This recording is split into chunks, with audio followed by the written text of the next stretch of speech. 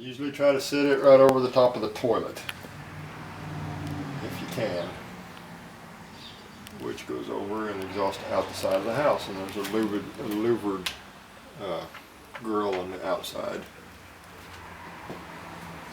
Louvers are awesome. It's been windy.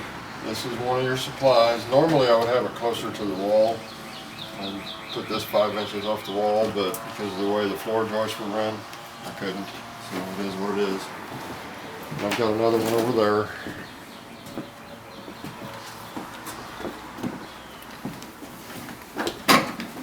Another one right there.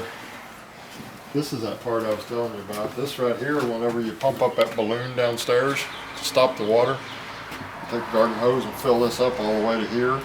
As long as this is above your fixture level, that tests everything, that puts water on the whole entire plumbing system or drain system. When the inspector walks through, he'll look down inside there and make sure this has got standing water in it. And that's how you test everything from here up. They don't really care about it because that's just vent.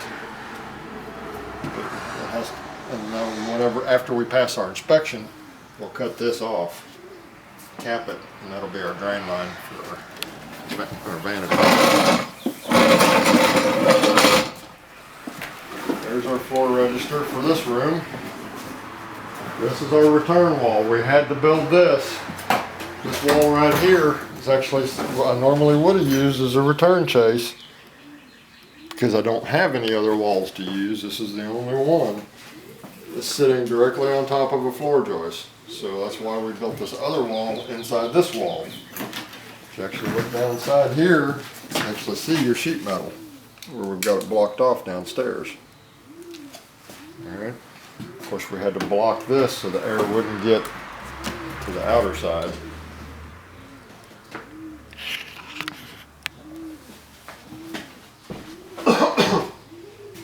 Each one of these cavities is a half a ton of air. So this is half a ton, this is a half a ton, that's a half a ton, that's a half a ton. It's a 2-ton system.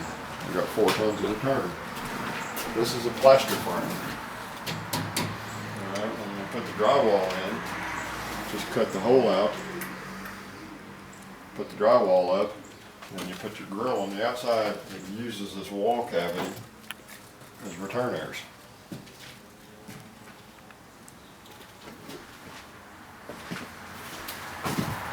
And then there's your register.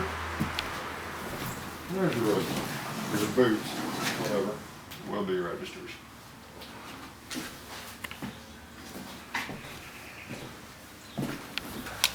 Fire rated caulk. That's the code says you have to have nail plates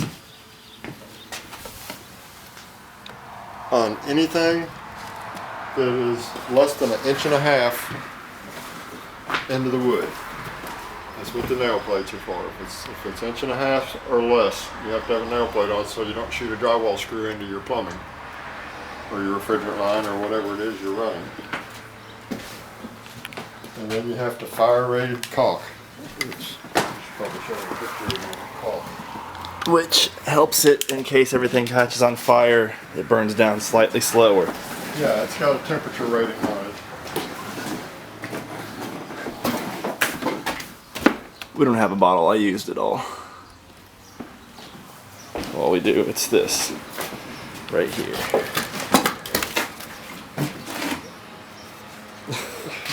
Can't even read it. Yeah, it's this brand right here. It's 3M, but it tells you on there, they make it in the yellow too, which is less of a temperature. The red is a higher temperature. There it is. CP25B+. Yeah. I still gotta do it, but I'm gonna run your thermostat wire. Probably, I'm thinking right here. Because you always want your thermostat close to your return. Your return's on this side, and your register's way over there. So this would be the ideal place for it. It's either here or around the corner. Nope, that's the kids' room. Here, but this is a room, the bedroom, not a living room. So since this is a living room, we'll put it right here so it's close to the return and it's far enough away from the registers that it'll work right.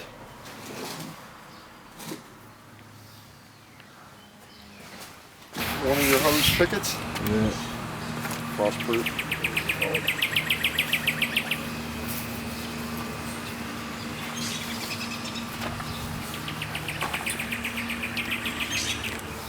Okay. 2-ton heat pump. Refrigerant lines. Code here says you have to have locking caps. That's because them dumbass kids come out here and start huffing Freon out of units and killing themselves. But it gets you high. Yeah. Of course, we'll have a disconnect box right here for our electric. And we'll be able to whip out of here and come around and tie our line voltage in. I've already got the low voltage run, the control wire run, but the line voltage has still got yet to be run. Of course, I had the sidewalks crooked, so I had to build it up to make the pad level. And that's important because It's aesthetic. Oh. I mean, you want it fairly level because your compressor has oil in it. yeah. You know, and you want to keep it as level as you can. But this one was ridiculously crooked. I mean, I like to keep mine really straight, square anyway. And you have to keep it off the wall. Keep some distance in here too, because it's drawing air from back here. You know, this thing draws air in through the sides and exhausts it out the top, so you can't butt this back up against the wall. I mean, you can, but it's going to kill some of your efficiency on it.